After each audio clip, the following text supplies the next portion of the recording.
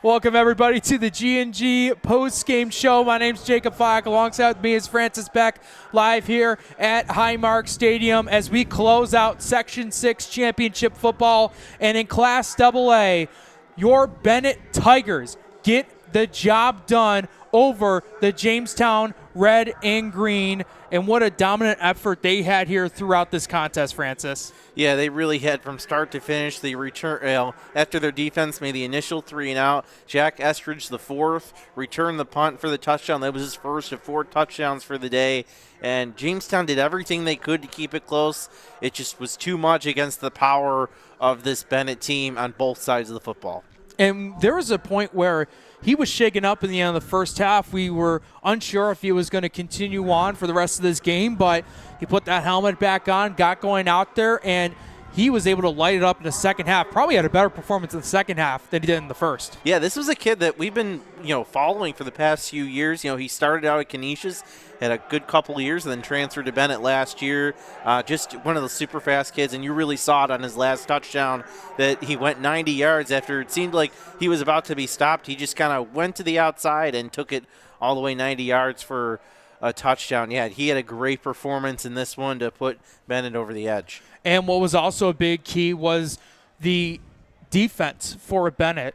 As they were able to increase their lead, Jamestown had to rely more on their sophomore quarterback, and he ended up throwing a couple of picks throughout the second half that really put the Bennett Tigers in favor of inching themselves closer to its section title and then eventually winning one. Yeah, I mean, it got to a point where Jamestown had to throw the ball, even though we knew coming in that Jamestown was going to have success throwing the football. So there were a couple throws that he was maybe forcing a little bit. And, Bennett's so athletic, especially in the back end. They were able to take advantage and get a couple interceptions. Yeah, this has been a very phenomenal performance by Bennett. They're able to get the job done 32-14. And Jamestown, had a really good season. It was interesting to see how their season was able to progress along. They were able to avenge a loss they had earlier against Orchard Park. They got it done in the semifinals. And give, Tom Langworthy a lot of credit. He got this team prepared, tried to do it game plan wise, and it just unfortunately just ran into a really good Bennett team. Yeah, this Bennett team is just, it took them a few weeks for them to find their footing. Remember, they started the year with that kind of close one over Niagara Falls. They lost in Ohio, which was kind of expected, maybe a closer than expected game against Lockport. But once the middle of their season came up and they ended up with, they had Lancaster, Orchard Park, Jamestown, kind of all in about 4 weeks or so. They seemed to get their footing, and they took care of business against those teams. They didn't just win, but they won by good margins, except for the Jamestown game, which was only a touchdown, which they kind of avenged that here. Yeah, they definitely did. And as for Bennett, that is their 4th section title in 5 years. And Francis, some quick stats that you probably noticed from this game that really helped Bennett get the edge.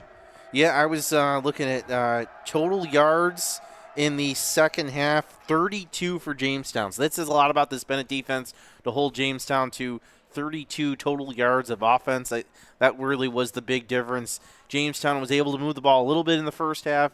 They got a couple scores, but in the second half, that Bennett defense really clamped down. I'll tell you what, Francis, what a amazing 2 days this has been here at Highmark Stadium for potentially what could be the last time we see high school football championships being played here at Highmark. Let's just do a quick summary of all the championship winners, some big games that we had here, and a couple teams that won their first ever section title at Highmark. Yeah, in the Class D game, we had Newfane defeat Wilson, a rematch of an undefeated Week 8 game. And that one lived up really to the hype. Came down to the final minute. Newfane pulling that out for their first title in school history, first sectional title in school history. Then we had the Class C game, our first upset of the weekend. Chautauqua Lake Westfield Brockton shuts out the previously unbeaten Southwestern Fursor, which had been blowing through their competition. It had beaten Chautauqua Lake, I think 45-0 earlier in the season, but Chautauqua Lake wins that one. And in the A game, another upset. You had McKinley, once again, avenging a loss from earlier in the season. They beat Health Sciences, and then today in our first game we had Lackawanna defeat West Seneca East by a good margin, and then here you had Bennett returning to their throne in Class AA. And as championship football for the public schools coming to an end. We still have playoffs, though, for the private schools. Francis, talk a little bit more about what we'll see in the next couple of days. Yeah, this is going to be really exciting. Tomorrow on Western York Athletics, on our YouTube pages, you will see we'll have a doubleheader, Monsignor in the semifinals. It's going to be noon, Timon against St. Francis, and then 4 o'clock, Canisius against St. Joe's. They're going to be playing the games at Buff State. We'll be there with both games. We'll have the doubleheader. So this is the biggest weekend in Section 6, or really in Western New York for high school football. Continues tomorrow with 2 big-time matchups as well. Yeah, and then we'll get that Monsignor Martin championship game, which, you know, could have some really exciting teams for that one. But for this, we will go ahead and sign off we here should on mention here. Next week's schedule. So next week is Far West Regionals for these Section 6 teams. They'll be playing Friday and Saturday. So action kicks off with the Class D game, 5 o'clock on Friday, followed by the Class A game at 8 p.m. And then Saturday, it's going to go C, B, and AA, 12, 3, and 6 o'clock are those kickoffs, once again, from All High Stadium. And, of course, you can catch all those games on the NFHS network. And I'll just mention about that AA Far West Regional, because Bennett won here tonight. They will take on the winner of the Section 5 Class AA winner between either Penfield or Pittsford.